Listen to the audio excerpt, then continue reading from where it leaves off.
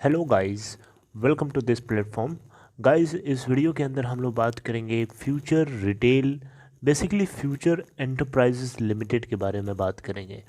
Basically आपको जैसा कि पता है कि फ्यूचर ग्रुप की जो लड़ाई चल रही है अमेज़न के लेकर के, और दिल्ली हाई कोर्ट की तरफ से जो फैसला सुनाया गया है उसमें फ्यूचर रिटेल और रिलायंस रिटेल की जो डील है इसको लेकर के एक झटका लगा है। हालांकि ये झटका साथ साथ में अमेज़ोन को भी लगा है, ऐसा नहीं कि उसको नहीं लगा है, लेकिन यहाँ पे फिर भी जो दिल्ली हाई कोर्ट की तरफ से जो फाइनल कंक्लूजन निकाला गया वो यही निकाला गया कि जो पूरा का पूरा फैसला है वो अथॉरिटीज़ के ऊपर छोड़ दिया गया।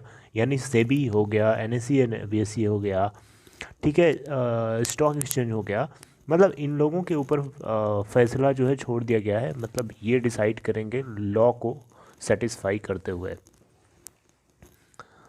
उसके बाद मान लो मैं इस वीडियो के अंदर आपसे एक क्वेश्चन पूछता हूँ कि मान लो ये डील हो जाती है सक्सेसफुली, फाइनल हो जाता है, रिलायंस फ्यूचर की जो डील है रिटेल सेक्टर की वो होगी, तो उस केस में मान लीजिए कि हमें फ्यूचर के पास जो है 25,000 करोड़ रुपीस आ जाते हैं। उस केस में इसका वो क्या करने वाला है, इसके अंदर आपको मैं बताने जा रहा हूँ। फर्स्ट ऑफ ऑल मैं आपको बताना चाहूँगा कि फ्यूचर एंटरप्राइजेस लिमिटेड, जिसको हम शॉर्ट में FEL भी बोलते हैं, 16 दिसंबर के दिन यानी आज से कुछ दिन पहले इन्होंने अपने Q2 का रिज़ल्ट अपलोड किया था, सितंबर क्वार्टर का। तो इनका जो नेट लॉस हुआ था इस बार 257.88 करोड़ का था। वहीं हम लास्ट ईयर के सेम क्वार्टर में देखें, यानी ईयर ऑन ईयर बेसिस पे देखें, तो इनको 16.22 करोड़ का प्रॉफिट हुआ था।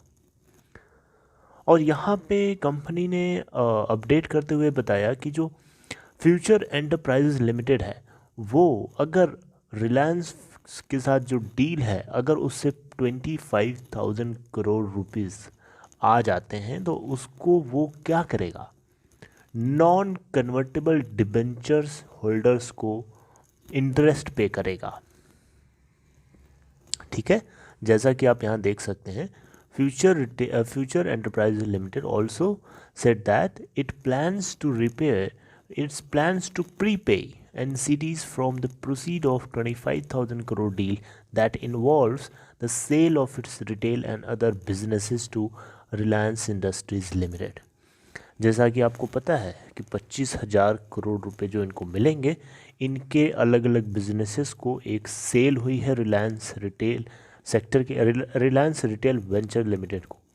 तो उसको लेकर के अभी जो फाइनल कंक्लूजन निकलता है अथॉरिटीज़ की तरफ से उसके अकॉर्डिंग इनको मिलेगा।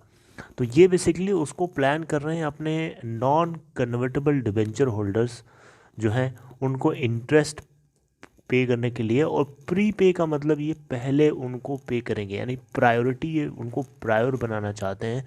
यानी इनकी फर्स्ट प्रायोरिटी है कि अपने NCDs के इंटरेस्ट को पे किया जाए। फ्यूचर एंटरप्राइज लिमिटेड की तरफ से बात उस समय करी जा रही है जिस समय कंपनी ऑलरेडी अपने बहुत सारे नॉन कन्वर्टेबल डिबेंचर होल्डर्स के इंटरेस्ट को डिफ़ॉल्ट कर चुकी है पास्ट के कुछ रिसेंट डेज में।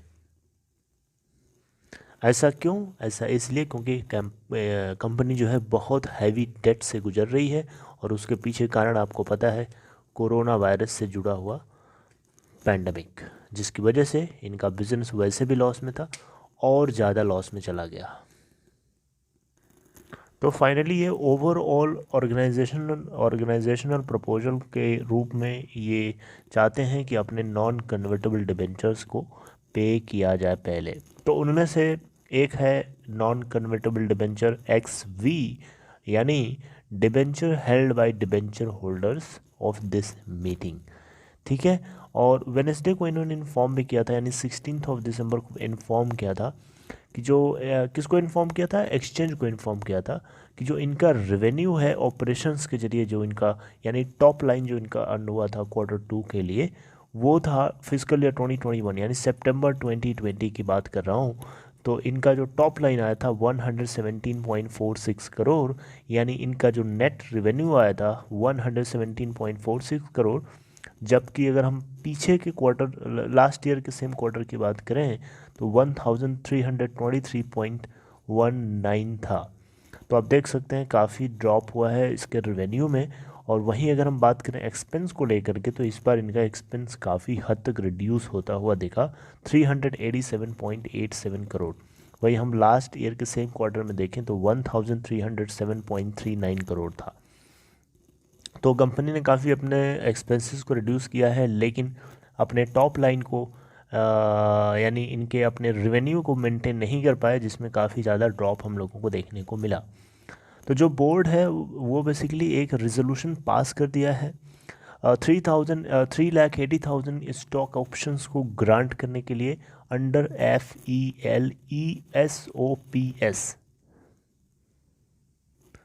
तो इन बातों से आपको एक चीज़ तो पता चल गई होगी कि 25,000 करोड़ रुपए फ्यूचर ग्रुप किसी भी तरीके से अगर डील को जीत लेता है हर जगह से, तो इसको जो मिलेंगे उसका प्रायोरिटी, इनका पर्पज़ है कि अपने नॉन कन्वर्टेबल डिबेंचर होल्डर्स के इंटरेस्ट को पे किया जाए। उनमें से वो लोग भी हैं जिन लोगों के इंटरेस्ट को ऑलरेडी ये नहीं पे कर पाया, हैवी लॉस और डेट के चलते, और डील में अमेज़न जो है एक बाधा डालने की कोशिश करी, और वो बाधा अभी भी बनी हुई है। कंपटीशन कमीशन ऑफ इंडिया हालांकि इस डील को अपनी तरफ से प्रूव कर चुका है, लेकिन जो अभी अथॉरिटीज़ हैं उनके अभी अप्रूवल की ज़रूरत है। दिल्ली हाई कोर्ट से जो आना था आ चुका है। अब हो सकता है कि ये दोनों पार्टीज़ किसी डिवीज़न बेंच को अप्रोच करें, ऐसा लीगल जो क्लोज सोर्सेज हैं, या जो लीगल अथॉरिटीज़ हैं बेसिकली, या जो लीगल सोर्सेज हैं, उनकी तरफ से बात सुनने को मिली है।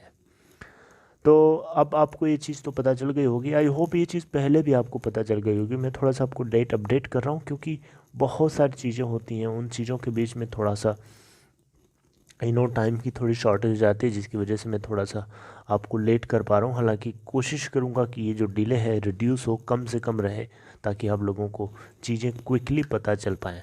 So this is all in this small video. If you liked it guys, please give a thumbs up, and if you are new here, please consider subscribing, and if you want to open Demat account or trading account, follow the link given in description box of this video. Take care of yourself. Thank you.